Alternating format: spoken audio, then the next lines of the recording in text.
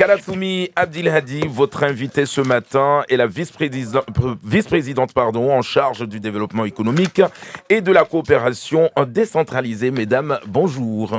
Bonjour Kamar, bonjour à toutes et à tous. Et effectivement, ce matin, nous sommes avec Bibi Chamfi, vice-présidente du département en charge du développement économique et de la coopération décentralisée, également aussi en charge des finances du département. Bonjour. Bonjour Kalatoumi, bonjour à toutes et à tous. Merci d'être avec nous ce matin. Vous revenez de Fort-Dauphin dans le sud de Madagascar dans le cadre du séminaire Bovima pour bonne viande malgache, si je ne me trompe pas, un projet qui vise à favoriser l'importation de viande bovine malgache à Mayotte d'ici l'horizon 2025. Alors tout d'abord, qu'est-ce qui nous permet de dire que cette fois-ci, ça va se faire? Parce qu'en 2014, un séminaire du même genre avait été organisé, financé à 30 000 € par le département. Alors aujourd'hui, on peut dire qu'effectivement, ce projet est un réel projet qui va vraiment se réaliser parce que dans un premier temps, on a un porteur de projet qui est du coup à Madagascar, qui a déjà construit l'abattoir, donc qui a déjà investi près de 30 millions de dollars quand même, parce qu'ils ont sur du prêt. Donc ça veut dire que il a déjà fait donc des investissements sur le bâtiment, donc sur l'abattoir. Et nous aujourd'hui, on est sur du fonds européen sur ce projet-là. Je tiens également à le préciser, c'est que dans le cadre de la coopération régionale, on a des fonds dédiés, des fonds qui sont prévus pour ça. En tant que territoire européen, nous avons justement cette compétence de pouvoir accompagner les pays qui sont voisins du coup de notre territoire, pour justement favoriser la coopération. Et donc là, on est vraiment dans le cadre d'une subvention donc du Fonds européen Interreg, donc nullement un fonds du conseil départemental. Donc vous êtes parti pour ce séminaire. Est-ce qu'il y avait un représentant de l'Union européenne, par exemple, dedans? Parce qu'il va falloir une garantie des agréments de l'Europe pour que l'on puisse importer de la viande ici à Mayotte. Bien évidemment. Alors, donc, nous sommes justement porteurs de ce projet et nous travaillons avec différentes institutions, notamment l'Institut Pasteur, qui a justement cet agrément européen. On travaille également avec la CIRAD, parce que dans toute la volée aujourd'hui du conseil départemental, dans le cadre de ce projet, c'est la partie sanitaire. C'est-à-dire que nous avons le porteur de projet qui, lui, va apporter l'outil, il a déjà investi, et nous venons en complément pour la traçabilité sanitaire, parce que bien évidemment, en tant que territoire européen, tous les produits qui viennent sur notre territoire doivent avoir l'agrément, doivent respecter les normes européennes, et c'est ce travail-là que nous faisons. Donc là, nous avons à peu près 2 ans pour justement faire cette traçabilité sanitaire. Ça veut dire accompagner les agriculteurs du côté de Madagascar, accompagner les équipes vétérinaires, accompagner donc les tests dans les laboratoires pour qu'on sache exactement la traçabilité de la viande depuis la naissance, je dirais, donc de l'animal jusqu'à son arrivée. Et du coup, qui va se l'abattoir. charger alors de ces contrôles sanitaires aujourd'hui? Ça veut dire que ce sont des vétérinaires de Mayotte, des vétérinaires français, ou alors vous allez former des vétérinaires là-bas? Comment ça va se passer? Alors, nous allons former des vétérinaires là-bas parce que l'idée, c'est surtout qu'on puisse pérenniser cette action. Donc, ça veut dire qu'on va accompagner les Malgaches à se structurer justement sur cette partie sanitaire, avec du coup l'Institut Pasteur qui est sur place, qui est un institut qui a l'agrément de l'Union européenne pour faire cette partie formation. Et c'est dans ce cadre-là que nous avons ce fonds de 1 million, à peu près 900 000 €, donc de fonds Interreg pour faire ce travail-là. Et ça va être une formation du coup sur combien de temps?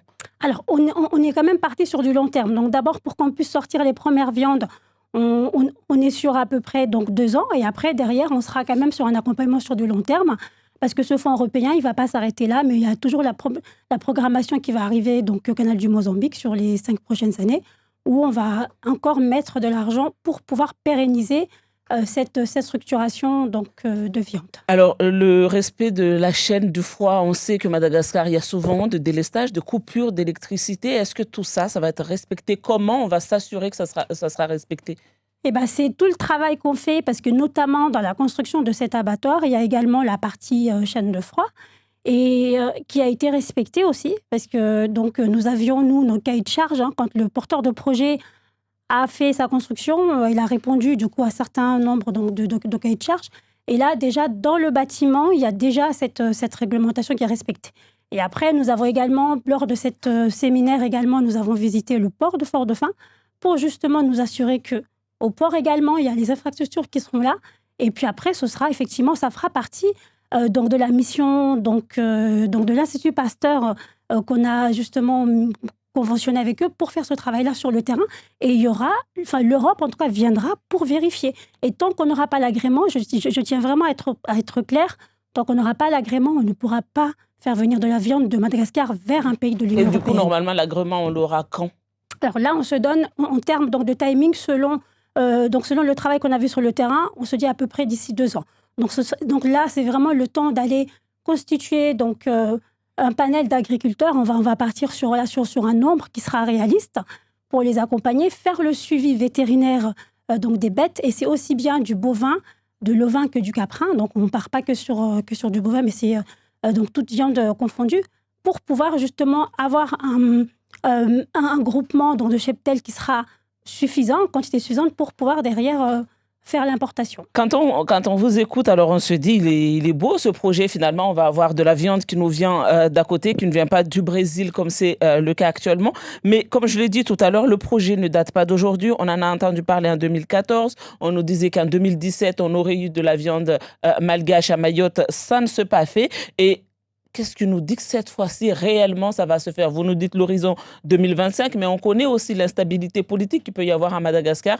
Il y a des élections présidentielles dans 1 an. Rien ne nous dit que tout ça, ça va se faire.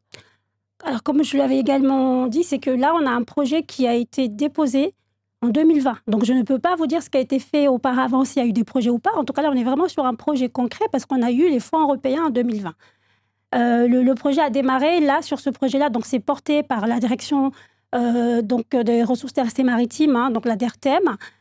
Donc depuis 2019, c'est vraiment depuis 2019 qu'on a un vrai projet concret qui a été inscrit. On a eu un acteur économique sur le territoire de Madagascar qui nous a suivis, en tout cas qui croit à ce projet. Jusque-là, il n'y en avait pas eu? C'est le seul que je connais. On vous a dit que c'était le seul projet jusque-là? C'est le seul projet, en tout cas, que moi j'ai retrouvé jusque-là et qu'on a accompagné là pour justement pouvoir le finaliser. Ça veut dire que jusque-là, c'était des tapages médiatiques? Je ne sais pas, je ne peux pas du tout vous le dire, mais en tout cas, là, sur ce projet qui concerne Bovima, en termes de date, a été commencé en 2019 et avec un financement déposé en 2020. Et en parlant d'abattoir, nous aussi, ici à Mayotte, ça reste une arlésienne, l'abattoir de Mayotte. Ça fait des années que l'on en parle de cet abattoir du Sud. Mais pourquoi ça ne sort pas de terre? Pourquoi, dans ce territoire, n'arrive-t-on pas à avoir un abattoir? Alors, ce projet, effectivement, il y a une partie qui concerne Madagascar, mais la partie Mayotte également a été inclue dedans. Donc, on a également fait un projet au global, donc dans la subvention donc, du fonds Interreg à hauteur de près de 2 millions d'euros. Il y a à peu près 500 000 euros qui est prévu pour la construction de l'abattoir qui est porté en tout cas par la CC Sud. Et donc, nous avons déjà commencé à travailler avec eux pour qu'eux, ils portent en tout cas ce projet d'abattoir à Mayotte qui est forcément la continuité donc, de cette chaîne alimentaire qu'on va commencer de Madagascar. Parce que sur notre territoire, il faut aussi que nous puissions recevoir cette viande. Et donc, les deux vont ensemble. Et là, Madagascar ont déjà leur abattoir. Et nous, Mayotte, effectivement, nous avons ce projet d'abattoir qui est porté par la CC Sud. Et du coup, ça veut dire quoi? À l'horizon 2025 également? Pareil, également. Les deux doivent être ensemble.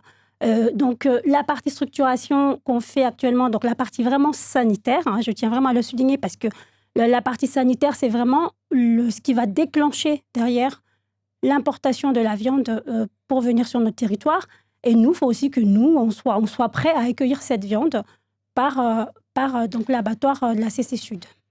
Comment aujourd'hui, parce que alors tout ça a l'air très beau sur le papier, mais c'est vrai que ce sont des sujets, on en parle depuis une dizaine d'années maintenant, et ça n'avance pas. Comment aujourd'hui structurer la filière agricole, notamment les éleveurs? On a vu la disparition de la Copadem, on a une nouvelle association aujourd'hui regroupant les éleveurs. Ils en pensent quoi de ce projet? Qu'est-ce qu'ils disent? Comment ils sont associés à tout ça? Alors aujourd'hui, ce projet n'est pas du tout en concurrence avec l'activité au niveau local, parce que là, on va venir en fait sur le marché donc, du congelé. Aujourd'hui, nous avons de la viande congelée qui vient de très loin et qui nous coûte énormément cher. Donc, ce projet d'importation de viande de Madagascar vers Mayotte va venir concurrencer en gros les viandes congelées que nous avons dans les magasins. Par ailleurs, nous avons toujours besoin donc, de viande fraîche, si je peux dire. Et donc ça, ce sera sur les agriculteurs qui seront locaux. Et donc, cela, on va également les accompagner parce qu'on a également besoin de quantité.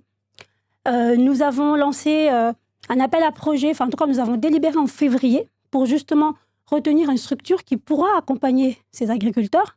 Parce que ce qui c'est pêche déjà aujourd'hui... retenu cette structure?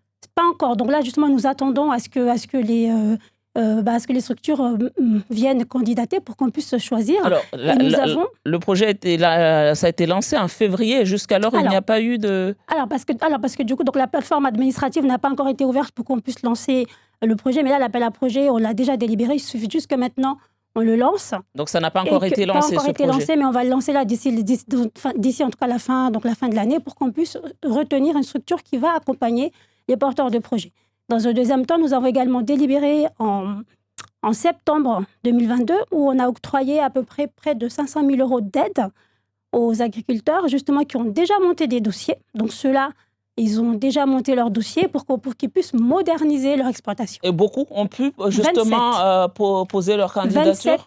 27 agriculteurs, 27 porteurs de projets vont recevoir là une subvention pour, justement, investir pour améliorer leur outil de production. Est-ce qu'il ne faut pas, de manière globale, parce que là, il y en a 27 qui ont candidaté, mais est-ce qu'il ne faut pas, de manière globale, accompagner justement nos agriculteurs quand il faut qu'ils répondent à ce genre de marché?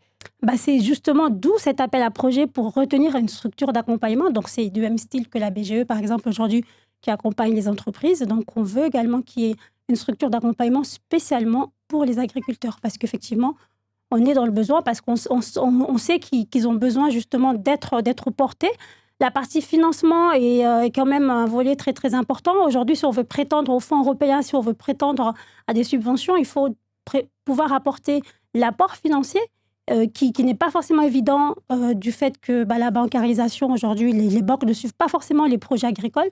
Et donc, c'est tout ce travail-là que nous attendons aujourd'hui de cette structure qui va faire le relais, qui va accompagner ces agriculteurs. Et du coup, on devrait s'attendre à des résultats à partir de quand, à peu près? D'ici un an ou deux, on devrait déjà pouvoir et puis même aujourd'hui, il y en a déjà qui sont déjà bien avancés dans la partie, je dirais, équipement et investissement de leur infrastructure. Vous êtes la conseillère départementale du canton de Chikoni-Ouangani et au sujet de ce canton, d'abord, au sujet du stade départemental. Le stade à Chikoni, c'est un stade départemental. Pourquoi aujourd'hui n'y a-t-il pas des rénovations pour que des grandes compétitions, notamment footballistiques, puissent se jouer à Chikoni, puisque à Cavani-Mamoudzou, ça n'est pas possible? La rénovation, elle va arriver en début d'année 2023. Donc, on a déjà délibéré. Là, on est en train de chercher une entreprise pour venir rénover le stade. Après, donc sur la partie grande compétition, la problématique, je dirais, qu'on rencontre sur le stade de Chikoni, c'est surtout l'accessibilité. C'est-à-dire qu'aujourd'hui, on a quand même un stade qui est assez excentré et que pour pouvoir accueillir des grandes compétitions, il faut qu'on puisse assurer l'accès.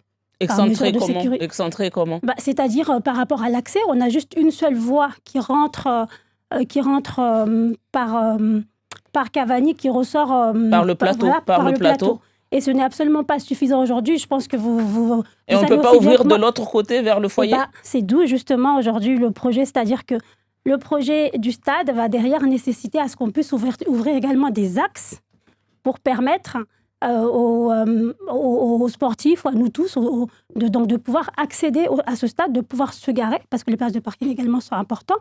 Si aujourd'hui on veut pouvoir avoir des matchs de compétition, des matchs à haut niveau, il faut qu'on puisse aussi rendre ce stade accessible. Mais du coup, ça veut dire que les travaux vont commencer quand? Quand est-ce qu'effectivement on va voir qu'il y a quelque chose qui se fait? Je disais, les travaux de rénovation de l'état actuel, c'est en début d'année 2023. Par contre, pour vraiment refaire un grand stade territorial pour qu'il puisse recevoir tous les matchs, il faut aussi qu'on puisse dégager des voies d'accès. Et c'est des projets qu'on a avec la commune de Chikoni, notamment, pour donc trouver du foncier, voir comment est-ce qu'on peut travailler mieux l'accessibilité à ce stade. Pour le moment, donc, c'est au stade du projet, cette partie-là. Dernière question également, pour les travaux du centre médico-social de Chikoni, à l'arrêt depuis un petit moment. Pourquoi? Qu'est-ce qui se passe? Alors, on est confronté aujourd'hui, je le dis très clairement, à des entreprises qui n'ont pas pu assurer les travaux comme prévu au départ. Et donc, malheureusement, nous avons souvent ce souci dans nos chantiers, c'est qu'on a des entreprises qui sont retenues pour faire les travaux et que finalement, ils n'arrivent pas à aller au bout. Et du coup, quel recours on lance un nouveau marché pour qu'une autre entreprise vienne répondre à ce marché. Donc, pour le moment, on ne sait pas quand est-ce que ces travaux reprendront. On a déjà lancé. Là, il y a eu des réponses. On est en train d'étudier. Et Et encore une fois, il est important de choisir la bonne entreprise, la meilleure entreprise pour pouvoir mener à bien ces travaux. Mais du coup, ça veut dire que vous passez en justice avec les entreprises qui n'ont pas finalement fini le travaux? Comment ça se passe? Alors, les équipes, effectivement, travaillent là-dessus, puis voient avec les entreprises sur les manquements dans les différents chantiers. Et ça, c'est donc nos services juridiques prennent ce point-là pour voir comment ils peuvent justement rattraper ces manquements. Merci beaucoup, Bibi Chamfi, d'avoir été l'invitée de Zakweli ce matin. Je vous en prie.